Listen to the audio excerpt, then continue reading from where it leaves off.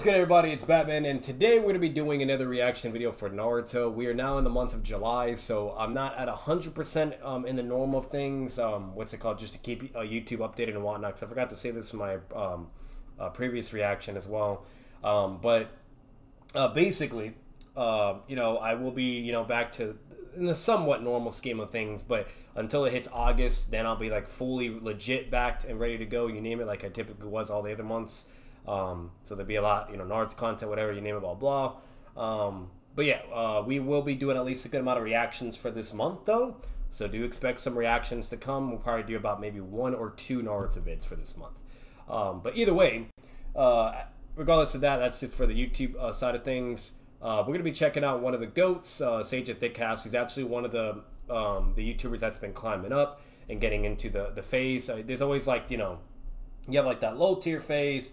Then you have the mid tier where they're really pushing and getting off, and then you have the really, really high tier, which is obviously people like Swag, so on and so forth, whatever you name it. So the mid tier is where it gets in all types of ranges, but the lower tiers is people that go, from like 1 to 2 to 3 to 4, and they're just kind of getting around that ballpark, and until they hit like probably 20 or 30K, that's when now they're approaching the mid tier, basically. But yeah, he's one of the GOATs though. He's a very, very underrated YouTuber. I've heard he has great content and whatever you name it. One of the videos that was most intriguing for me is because I feel like a lot of people really don't emphasize this. Now, to be fair, maybe you could call me biased or whatever, but my favorite character is KAKASHI. But that's for many, many reasons. It's not really because of subjective bias or anything like that. There is a lot of objectiveness with it as well. Not all of it, obviously. The majority of it is subjective, but the main point of being said is it's not because I'm biased for the character. It's really because it's an incredible written character. Like, he's actually very incredible. If you really analyze KAKASHI, there's so many philosophy, morality things you can learn from him, and just how he approaches everything. And I'm going to say this is the ultimate W. He is the one character that never broke, basically, and never, like, went to the dark side. You know what I mean? Technically, you could say Itachi didn't break either, but KAKASHI, like, he went through a lot of shit. You know what I mean? He went through a lot, and he still didn't break and go on the wrong path and became like an Akatsuki member or yada, yada, yada, right? That we see in the fucking Naruto show of a bunch of broken heroes and shit. So he's an incredible character. He's one of my favorites. I think his Raikiri is the most iconic and nostalgic moves to ever be used and to teach and pass on to each generation. Just everything about him. He's a genius ninja. He broke all kinds of insane records. The youngest as a Genin, Chunin, Jonin. He's just cracked. He's absolutely cracked. And then when he got the Sharingan, it was just so unique. Like, even though the Sharingan technically hindered his progression as a ninja, and it made it a lot harder and whatnot for him, whatever you name it, there's actually tons of arguments you can advocate to say that if he didn't have a Sharingan, he would have progressed way further more and actually been way more stronger, a lot more quicker, because the Sharingan was always very taxing and draining for his stamina and chakra, and he basically had to utilize his intelligence and figure out ways to make the most use of it. And he just relied on it so much because, again, of how much it meant to him and Obito giving it to him, whatever you name it. He felt like he always had to, especially if he's fighting against, someone that could be powerful. Like, if he's not using the Sharingan against you, then basically he just thinks you're a joke. You know what I mean? He could deal with you. But if he uses the Sharingan, that means he's acknowledging that, okay, yeah, this guy's strong, So, and the Sharingan he can't deactivate, you know what I mean? So it's like, it's always taxing on him, basically. Like, it did limit him for the most part. And we see that. When he's in Boruto and he don't have it, the man's fucking cracked. Like, he's doing all kinds of things, making Purple Lightning, like, the novel stories that he has is insane. Like, he gets very powerful, So, overall, he's an incredible character. He's a really, really good character. But that's me and my side of things of ranting. This is a 25-minute video, so we're going to kind of keep this going. But let's see what, Sage of Thick House has to say. And as always, guys, you guys know the vibes. Make sure to check him out. Apparently, he does weekly videos. He has a TikTok as well. He has a pretty badass, picture. Check him out. He has all kinds of content, all kinds of stuff. Has all kinds of versus battles. So that's actually interesting. He did Minato and KAKASHI. That actually be really, really cool to check out as well. We'll definitely check that out soon. That's pretty cool. But yeah, he has all kinds of videos. Hunter x Hunter, which is a GOATED fucking show. He has Superman, even DC stuff, which DC is incredible. He did some Godzilla stuff against Kurama. I think he even did that against the Telbeast. Yep, and that was a video that really popped off for him too. He obviously has JJK. So again, like, he's one of the good channels out there. You know, you guys know how I am. I'm very, very picky. But, you know, he is one of those good channels. He's definitely one of them. Virtue's another good example as well. So, again, if you guys don't know who he is, check him out. Give him all the love. Let's get into it. From the vast array of characters that populate the Naruto universe, Kakashi Hatake emerges as the epitome of well-written and well-crafted storytelling and character development. An enigmatic That's another thing. You saw what he just showed? That was the Anbu arc. That's only shown in the anime, where it shows everything, basically. The manga, it has many statement references and data book references to those events, you name it. But in the anime, it shows the whole story. You have to watch that. It's so fucking good. It's so good. I might even make a Naruto analysis video on the Anbu Kakashi arc being one of, like, my favorite ones. It was just so good, man. Of competence, aloofness, and mystery gives Kakashi one of the most likable... One last thing, and then we're going to let this go. I apologize. I will also be having my own video of why I think Kakashi's the most goated character. So, fortunately, he beat me to it. Like, I'm going to be real with you. Him and TG, these guys, they're fast workers. Their work ethic is just there. They're constantly going whatever. You know, I'm not as quick because, unfortunately, when it comes to these videos or whatever, it takes time, money, or whatever you name it. So, it's a little bit different for me, but I kid you not, like, they've done so many things that I wanted to do as well, but I just never got to it fast enough, fortunately. But again, just putting that out there, I will be doing this as well. So, relatable, and interesting personality blends in all of fiction. Not only that, Kakashi's journey throughout the entire Naruto series showcases very well the remarkable growth, complexity, and depth that his character experiences, and this remarkable combination is second to none. So, in this narrative and character analysis, we will delve into the reasons why Kakashi Hatake, in my opinion, stands alone as the best written character in the Naruto series. Good. I agree. But... in the early stages of the series, when we're first introduced to Kakashi, he automatically piques our interest because he wears a mask and covers his left eye with his headband. Yep. And this combination gives an automatic air of mystery around Kakashi's character. But then you find out he has sort of... gives him a badass look too and some aura, bro. I'm just saying, you know? Aloof personality, and he's set as the power ceiling early in the series. So this blend of mystery, competence, and aloofness automatically gives the audience the impression that this is a character that we would like to know more about. Yep. Then, with the revealing of this backstory, he becomes a more relatable and tragic character that we can all begin to relate to on a more personal level. With the loss of Rin and Obito, along with the loss of his sensei Minato Namikaze, we all can sort of relate to him in the sense that we all experience loss in our lives. And it also gives us the impression that Kakashi not only is one of the strongest characters in the series in terms of his physical might and capability, but also emotionally. So even in the early stages of the series, this initial arc establishes Kakashi's emotional depth and sets the stage for future eventual growth. But the combination of competence, aloofness, and enigmatic personality isn't enough to make the perfectly written character. There's also the aspect of what they do for the story, and with Kakashi, one of the main things is his role as mentor and teacher to Naruto, Sasuke, and Sakura. His guidance and tutelage not only shape the young ninjas' skills, but also their moral compasses to a certain degree. Kakashi's approach to teaching balances strict discipline with genuine care, creating a nuanced dynamic between him and his students. Through these interactions, the audience witnesses Kakashi's wisdom, adaptability, and dedication to his role as a sensei, as well as the moral compass that he's developed through the tragedies that we're introduced to later in the story. Yep. So not only are we introduced to his tragedy and entire narrative of the story completely fucking defined his morality and philosophy of things and how he viewed the ninja world. Idea that he has a tragic backstory that we can relate to, we are also shown how he impacts the world around him despite the negative things that have happened in his past, and this leads to sort of an inspirational type feeling for the audience. A lot of people seem to think that Kakashi was not a good teacher, nor did he teach his students much of anything, but this is just blatantly incorrect. Not only did he establish in them the value of teamwork, which is a constant theme throughout the series, he also taught them the basics of ninjutsu, and even allowed for Naruto and Sasuke to specifically use their skills to individualize their power. Rise and Shuriken, this is most prevalent when Chidori, which eventually Sasuke is able to evolve and grow into Kirin, you know, a lot of things. He helped Sasuke with the Sharingan obviously as well.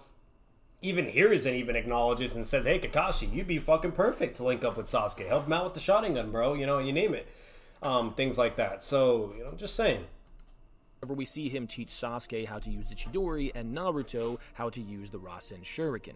Introducing them to these specific things actually opens up so many doors for these characters that a lot of people seem to misunderstand. Yep. Sasuke goes on to basically form his entire power set around this. I mean, we see him use Chidori Stream, Chidori Sharp Spear, even his Indra's Arrow is based on the lightning release that Kakashi taught him he has an affinity for. Yep. And for Naruto, I mean, there are memes that go around about him just using Rasengan after Rasengan and having no other answer, but a lot of it is Rasen Shurikens, and the Rasen Shuriken would not have been possible for him to learn without Kakashi teaching him how to utilize his massive chakra reserves and his ability to use hundreds and thousands of shadow clones in order to jumpstart his training. So, Kakashi is an integral piece to the development of the two main characters in the series, but that's not it.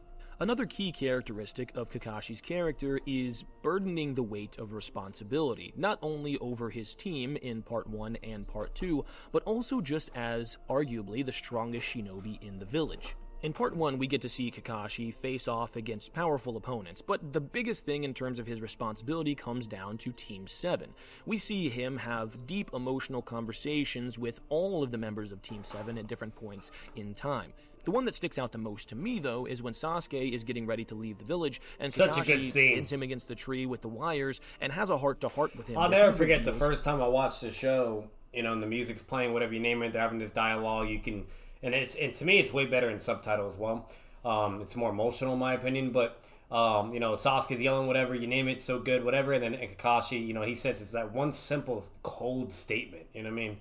Like, and, like, just the way he said it, you know, like, they're all dead as well, and it was just crazy. And then that immediately just, like, puts Sasuke into check. He's like, oh, you know, damn, and he, like, looks sad, and he's like, oh, shit, you know? Like, it's just such a great conversation, man. His past trauma to he also fear hacks the Sound 4. Okay, and teaches him that there is no reason for him to seek revenge. And at the end of the day, he was correct, and I believe that by the end of the series, Sasuke realizes this, although it is Naruto who eventually gets through to him.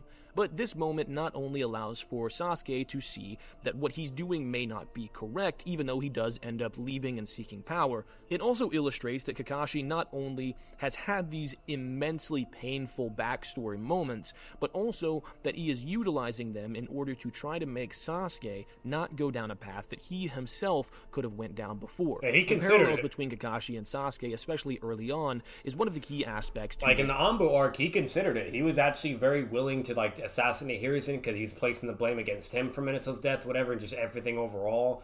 Danzo was even trying to manipulate and brainwash him, whatnot, because he was a kid, and he fought hard, you know, but he didn't go through with it, and you know, so yeah, like that is definitely true.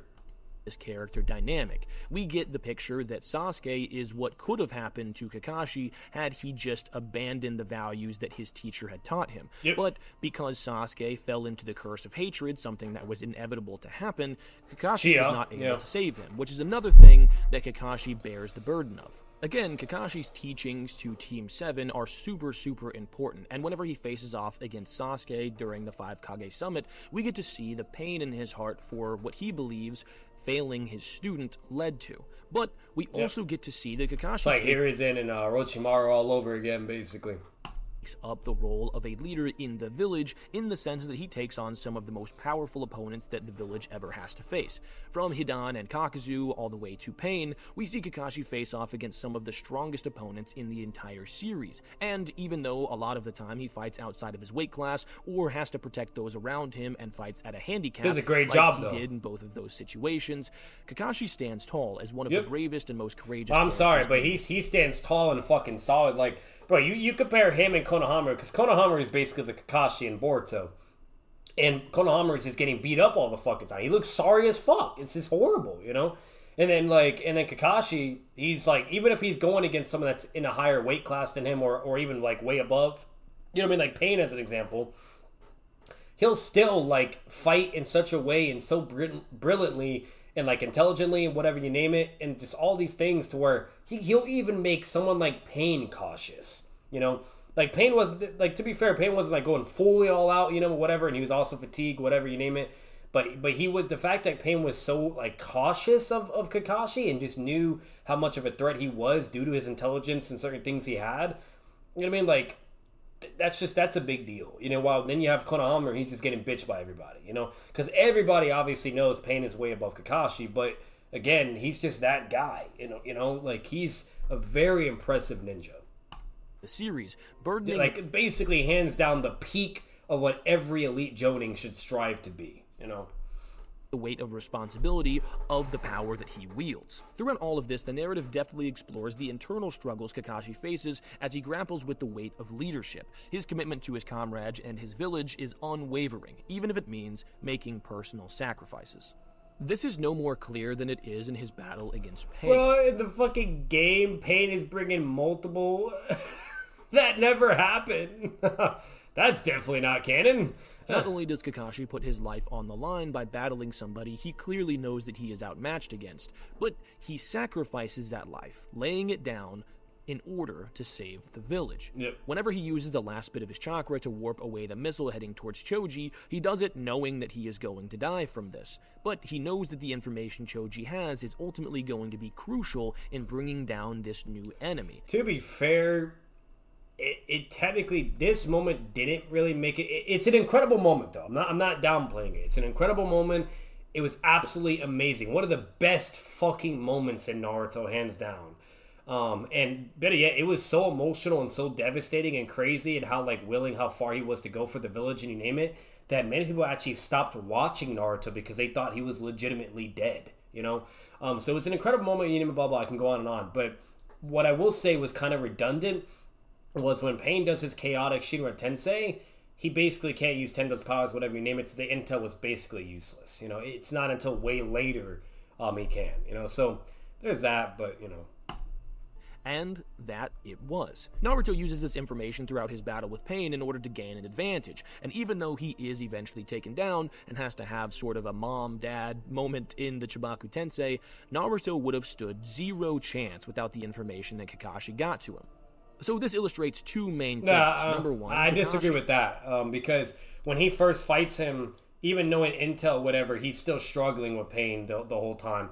And really, he only gets the upper hand on Pain due to his off-guard attacks, which is the Invisible Force or Frog Kata, whatever. And then with expanding the Rising Shuriken like last second. It was because of two off-guard moments. And then like the Ashura, the robot path, like he just got a mental fucking amp similar to Jiraiya and just fucking shitted on it. And then, but yeah, it was always like some very convenient, you know, or off-guard shit that gave him the W, while everything else he did, he just couldn't do shit to Pain. You know, the moment Pain got his Tendo power, he immediately shitted on Naruto. Naruto could not counter that at all. You know what I mean? While Kakashi was doing a great job, you know, but in Naruto, he couldn't do shit. He just got fucked. So, I would disagree with that, you know, but yeah, that's just me personally. He is a selfless, brave, and courageous individual that is willing to sacrifice his own life for the greater good. But number two, he believes in his comrades, the village, and Naruto in particular, to take down a threat that he himself could not take down. Despite always being one of the strongest characters in the series, he understands that the most important thing is doing his job so that other people can take care of the things that he can't. And that is the signature of a true leader. And one of the other signatures of a true leader is the power of redemption. The idea that whenever you fail, you stand back up and you keep trying again. Yep, redeem yourself. This is also one of the key characteristics of his character throughout the series. Badass ultimate. One of the most compelling aspects of Kakashi's journey as a character is his journey of redemption. Despite his past failures and personal losses, he finds the strength to rise above his mistakes and evolve into a better person and leader. He also takes his failures and learns from them in a way that a lot of people don't.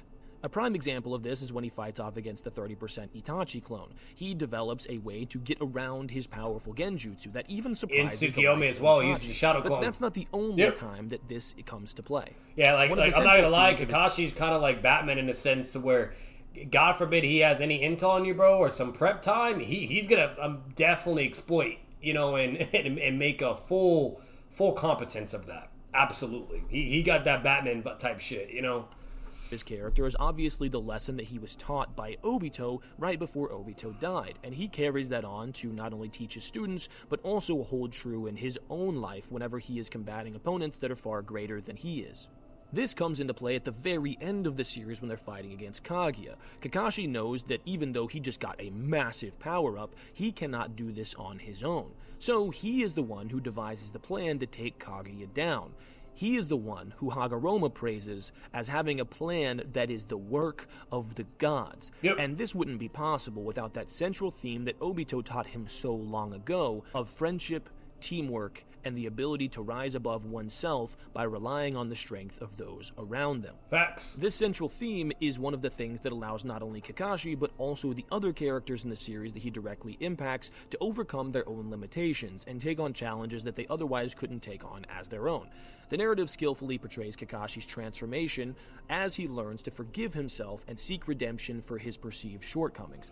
The exploration of his character arc showcases the complexity of human nature and the power of personal growth. This journey of personal development for Kakashi, I believe, is highlighted better than anyone else in the series. Yes, lots of other characters have amazing character arcs, but I don't think any of them are on the level of Kakashi's. This is because Kakashi has one of the most up and down story arcs in the entire series, and at every point in that character arc, he seems to be as sound as he could possibly be. But then there is something that comes along and shakes the foundations of his belief systems, which eventually leads to him being the shinobi that we later see him become. Kakashi has arguably one of the most tragic backstories in the series, and a lot of this shaped who he became later on. He starts out as this wide-eyed, Oh, that's another proud... thing that also is crazy about Kakashi too. Motherfucker, the mastery and like sheer skill and genius talent that he has to wield the Sharingan and just to execute it to its maximum capacity is fucking insane. With no Uchiha to help him, just raw genius potential and just being a prodigy, dude. Like, that is crazy. The fact that he could awaken the MS, use it all, whatever you name it, like, his Sharingan usage was absolutely insane. Like, him and Nagato are just one of the GOATs with ocular visual, ability, dude. It's crazy. Like, even Dataro, like, complimented it and remarked him and said, oh, shit, like, his MS ability, space-time shit, is on the same level as Itachi, So... kid who just wants to be like his dad, who is one of the most powerful characters in the entire world. But after his father takes his own life, we see a massive character shift for Kakashi. Kakashi blames breaking the rules as the reason why his father took his own life, because his father broke the rules in order to save his comrades, but this ended up leading to a failed mission, and people in the village looked down on his father because of this. So Kakashi internalized this as a 3, 4, 5-year-old kid, and developed a new personality trait of beating people over the head with the rulebooks, being arrogant and brash. Yeah, very, very reasonable. He was a fucking child, And seeing people who don't see the rules as the law of the land above all else as beneath him. Then he has his fateful interaction with Obito, where Obito, in order to go back and save Rin, convinces Kakashi to do the same by telling him that those who break the rules are scum, but those who abandon their comrades are worse than scum. Telling Kakashi that he believed that the White Fang of the Leaf, Kakashi's father, was a hero, and that he made the right choice. This causes turmoil in Kakashi, and he doesn't go immediately, but eventually his heart changes for the better, and he goes back to save his comrades. But he then experiences yet another traumatic event that shakes him to his core yet again: Obito's death. Now, Obito leaves behind his Sharingan for Kakashi to use so that he can see the world through his eyes, and Kakashi uses this trauma and this opportunity of gaining the Sharingan to try and live a life that Obito can be proud of, turning away from his previous brash, arrogant, and rule-bound personality to a life of relying on comrades, swearing to protect Rin with his life. But that is what leads Not to gonna his lie though, next Sage, he did such a great job. This video could have been over at like 10 fucking minutes if we really wanted to. He really could have just ended it there. Character change. As we all know, Kakashi ends up being responsible for the death of Rin. Even though she sacrificed herself by jumping in front of his Chidori, he blames himself for driving his arm through her heart. He believes that he failed Obito, he believes he failed Rin, and that he failed himself. and this leads to him spiraling into a deep, dark depression that is highlighted throughout the series. And this is one of the most humanizing things that we get from any of the characters in the show. Trauma affects every character in the show pretty much, but no more so than it does Kakashi. As we watch him grow up throughout the flashbacks, we get to see this transformation of Kakashi, and one of the highlights... Yeah, he gets a severe PTSD as a young child. It's really sad and tragic, dude. Like, there were some moments where I even got emotional and cried. Like, I'm not gonna lie. You know what I mean? Like, it was some crazy shit. Again, like, that's why I can't emphasize to check out his backstory. You need to watch the backstory with him and Obito's team with Minato and all that in the war, and then watch the entire Anbu arc. Watch the anime as well. You can read it, but do the anime. It's great. Depressive period. He doesn't want to train. He doesn't want to eat. We even get in the anime a heart-wrenching scene of him attempting to wash blood off of his hand that's not there. Yep. He does the same thing every day, going about his duties, cooking fish the same way, everything just in a monotonous, depressed, dull fashion. And this eventually leads to his teacher saving him from himself. But I don't want to skip over this too soon. I know all of us have been through a time in our lives where we felt like nothing mattered. Like we were going through a time, I've been there. A tumultuous period where... That's why I loved Kakashi so much, because I could relate to him at so many points in my life. There was some points where I had some down, like really shitty times in my life, bro. Whether if I was a child or whatever you name it. It was the exact same. You know, basically Kakashi, the whole emphasis, what is shown in that arc, it was exactly like that, dude. Exactly like that for me. And that's why it hit me the most, because of just how much I could relate to it in like such a severe way. And it's sad, you know. But, you know, as an adult, as a child back then, you know, everybody has their lows or just some terrible shit they're going to go through in their life, or a loss or whatever it is, you know. So, like, again, you know, absolutely agree with that, you know. Would just backfire, that we weren't enough, that maybe we were causing damage to those around us, and Kakashi experienced this in the series in real time.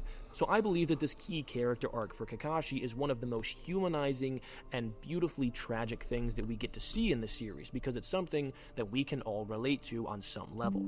But then, like I said, Minato steps in to try to save him from himself, as we have all experienced somebody in our lives trying to save us from ourselves. Yep. And like we so often experience, it's not really what's best for him.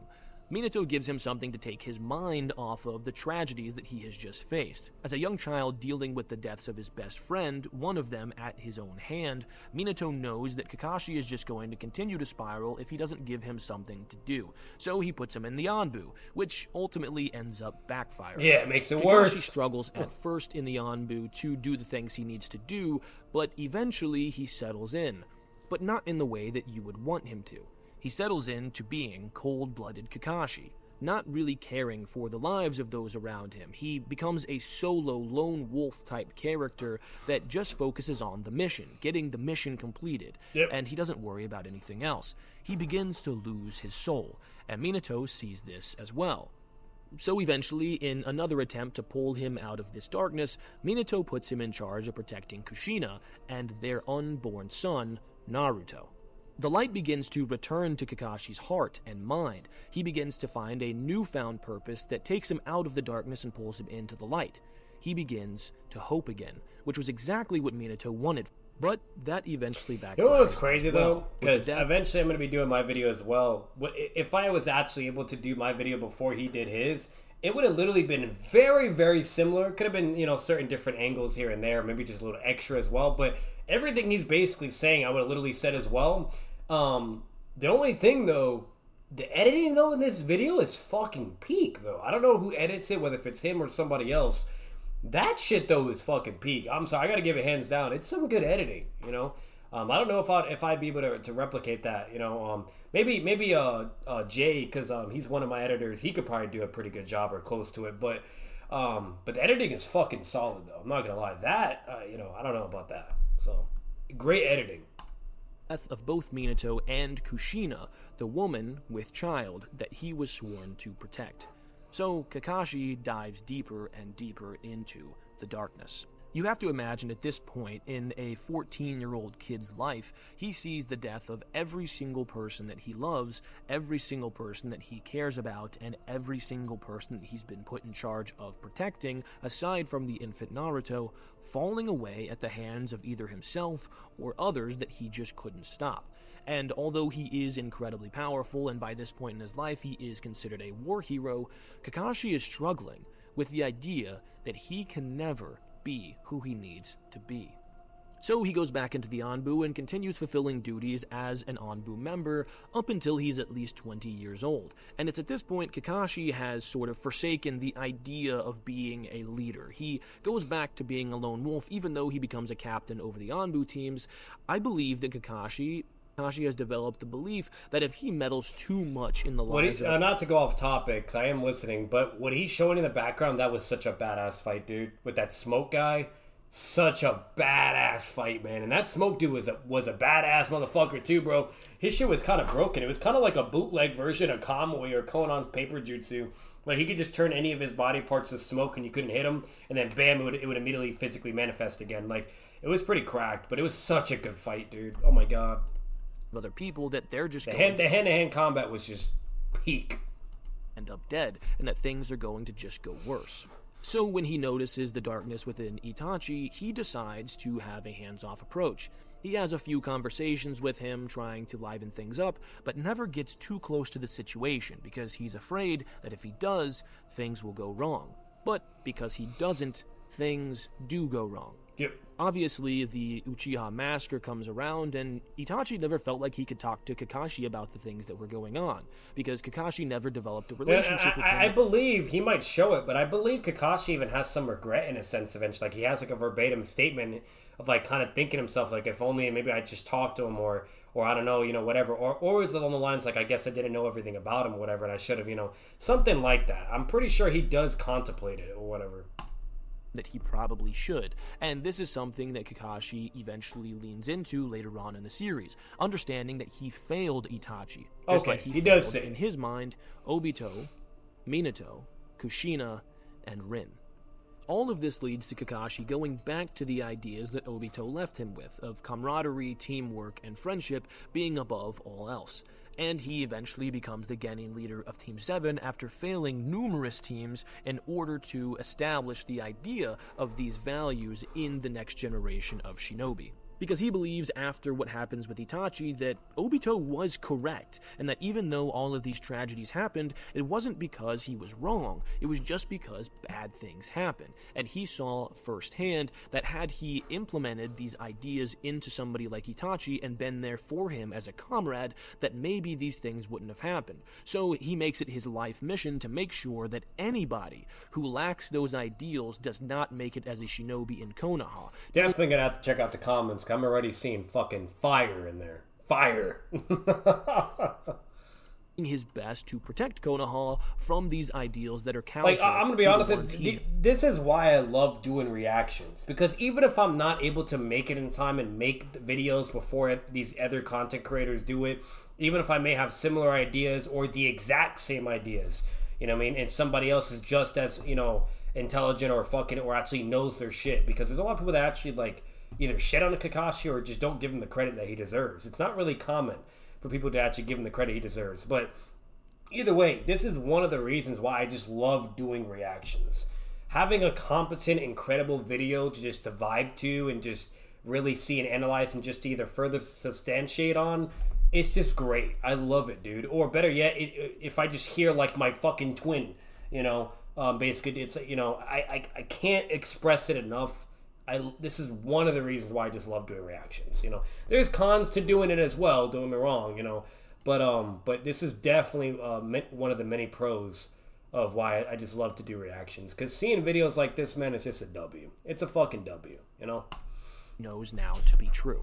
And it's through all of this that we get the humanization of Kakashi Hatake, a significant aspect that distinguishes him as, in my opinion, the best written character in Naruto is his humanizing qualities. Yep. Despite being a highly skilled shinobi, Kakashi is portrayed as somebody who has gone through tragedy that's made him stronger and allowed for him to see these lessons that are true in his life come to fruition and carry them on in his life. But while he is portrayed to be powerful, because of these lessons, he does rely on comrades and rely on those around him. So he is painted as an individual who is super strong, although not invincible or infallible, but somebody who relies on not only his own strength, but the strength of those around him. Yeah. The narrative exposes his vulnerabilities, fears, and moments of self-doubt, making him a super relatable character to the audience.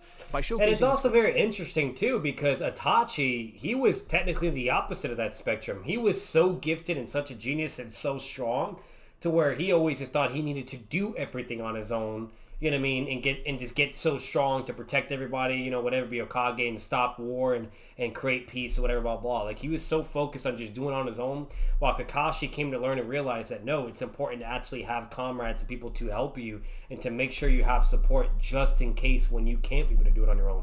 Because eventually there's points in your life, whether if it's in the real world or here, to where you're going to need help. You know what I mean? You can't do everything on your own. It's impossible, you know? Flaws and internal struggles, the character becomes more three-dimensional and realistic than a lot of other characters in Shonen. After taking over Team 7 through various encounters and missions, Kakashi confronts these traumas he's faced and insecurities about those traumas and his capabilities head-on. The narrative allows him to face his past and seek closure, which contributes to his growth as a character. This exploration of his emotional journey adds depth and complexity to his personality, making him more than just a skilled warrior. We see in the war arc, whenever he confronts Obito, that all of these past failures come to fruition, that he gets to see that his friend, his best friend, that sacrificed his life for him, has now not only essentially returned from the dead, but he's also responsible for the death of their sensei, for the death of Naruto's mother, who he was tasked with protecting, and for the death of hundreds or thousands of shinobi and citizens around the world. That Obito has abandoned the values that Kakashi holds on to from the previous Obito. It's ironic and tragic. Like, that's one of the most craziest things. The plot twist, man. Like, the beautiful writing of Kishimoto. The most tragic and ironic moments, period, hands down, in Naruto. Just the entire fucking, bam, mirror effect of Obito and Kakashi and shit. It's just crazy. Absolutely insane, you know? And then another thing I forgot to mention this, too. The motherfucker got a Susanoo. He got some 6-path chakra, okay, and when he finally has a shit ton of chakra and like an insane amp, he makes use of it, and then what does he do? He literally gets a perfect Susanoo. Just crazy. A non-Uchiha could just, right off the whip, immediately go to the max transformation. Like, the guy is a beast. His core. But then he gets to see Naruto live out these values in a way that validates them, validates the way that he has believed for so long, and inspiring him to face off against the person he considered to be his best friend, the person who instilled these values in him in the first place. So this takes Kakashi from somebody who throughout the series has went back and forth on these, facing trauma after trauma, shaking his foundational beliefs again and again, to somebody who holds true to them, despite looking the person in the face who taught them to him, as he falls away from that belief system altogether. But then when Obito eventually comes to the side of Naruto and Kakashi, that also allows for Kakashi to see this development come full circle. He experiences trauma after trauma, shaking his foundational beliefs, and that parallels with what happens to Obito, except Obito eventually falls on the wrong side of things and Kakashi eventually falls on the right side of things. But by the time that their ideas culminate in Naruto becoming who he becomes, they eventually both come to the same side and the same realization that the values that they were taught early on about camaraderie and teamwork are the ones that they should rely on. So you could argue that Kakashi's story arc and his interactions with not only the main cast in Naruto, Sasuke, and Sakura, but also the supplementary cast in people like Obito, Guy, Minato, etc. He just reminded me too, this motherfucker also could do the Rising Dawn. Like, Kakashi was just cracked, man. He didn't even need the Sharingan. He could just do a Rising Gun, bro. Like, that's the craziest thing. Like, I might actually eventually do a what if video of, like, what if Kakashi never received the Sharingan? Like, of it basically just explaining how much stronger he would have been, and basically what his technique would have been, as well as using the Rising Gun for a certain amount of time, like his sensei. And then this is actually not really that crazy to think about, but he actually probably would have obtained Purple Lightning way earlier as well, you know? So, like, that'd be a great video of just basically talking about how strong he'd be, him using the Rising Gun way more, and then eventually more than likely getting Purple Lightning too. Is what actually shapes the story. It's what shapes the development of the characters that he interacts with, and they are the ones that shape the development of the other characters that they interact with the beliefs that Kakashi has eventually settled on through his life of trauma and self-discovery.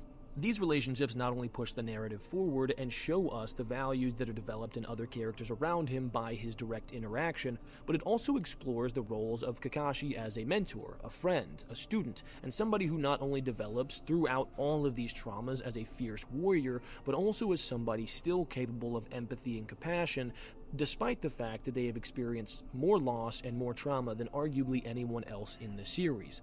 It's truly a relatable and inspiring story of somebody who has overcome more than any of us could ever imagine. Yep. You see, Kakashi's story is incredibly inspiring because we all can agree that he had every right to become evil. You can say that he arguably had more of a right to become evil than somebody like... There's another badass what-if scenario of what if he was in the Akatsuki? You know what I mean?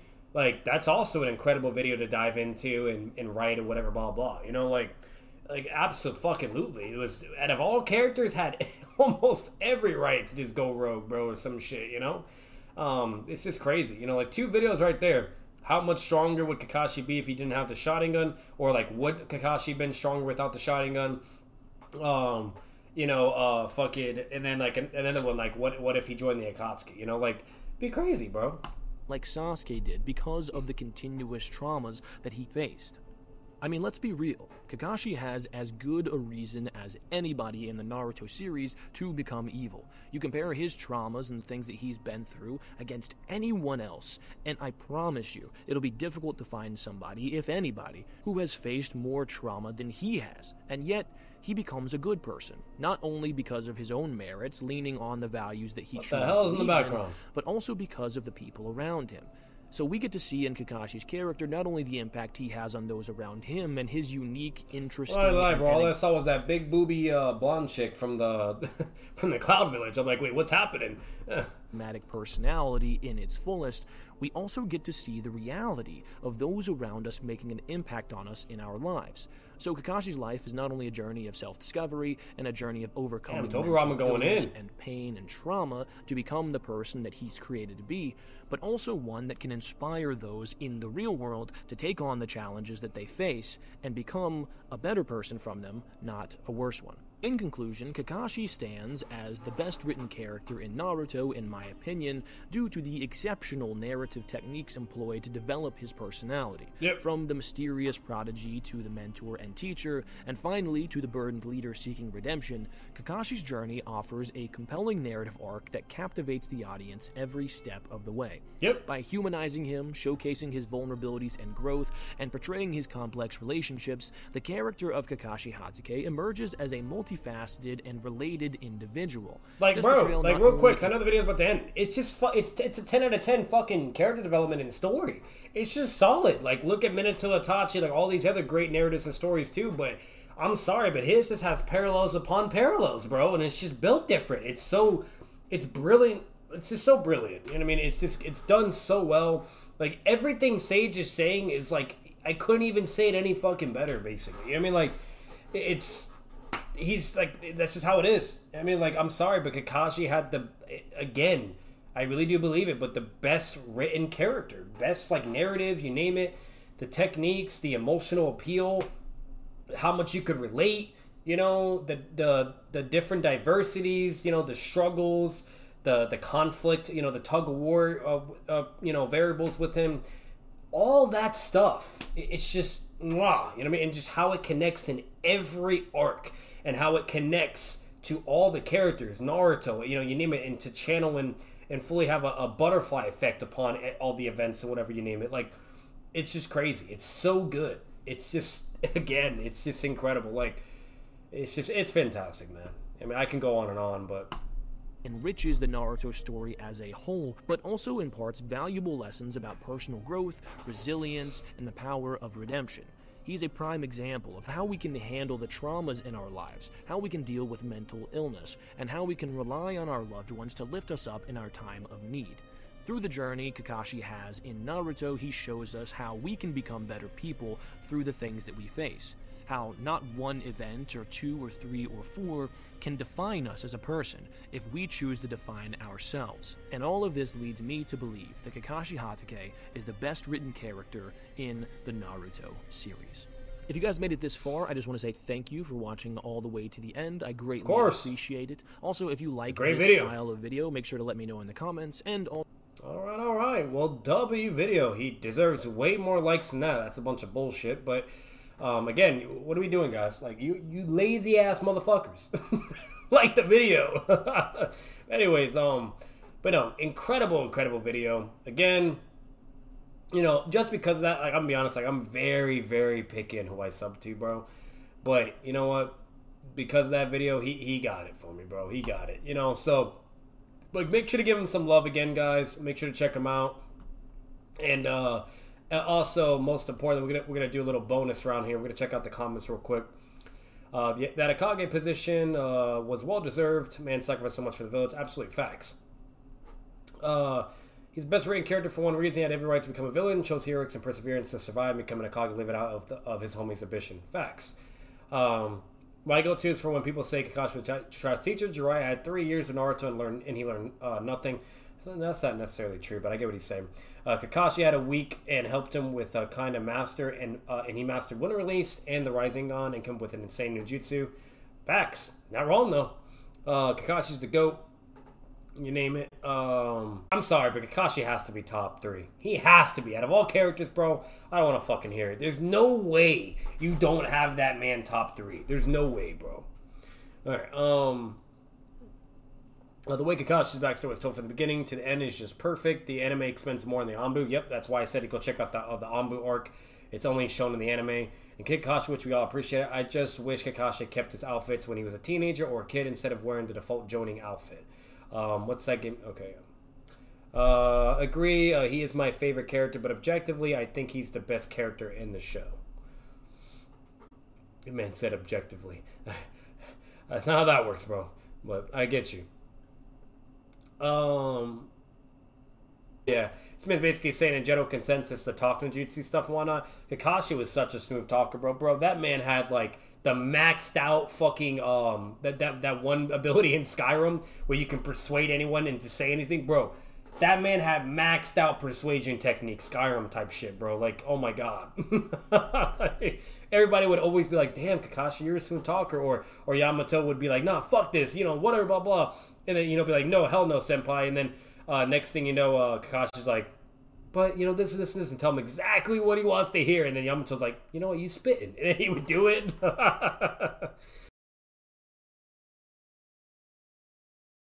Scene. Yep, absolutely, it was incredible. I'll be honest, I might title this video and I'm dead ass. I'm not even like trying to I'm not trying to cap or anything, but this might be the best Naruto video I've seen so far.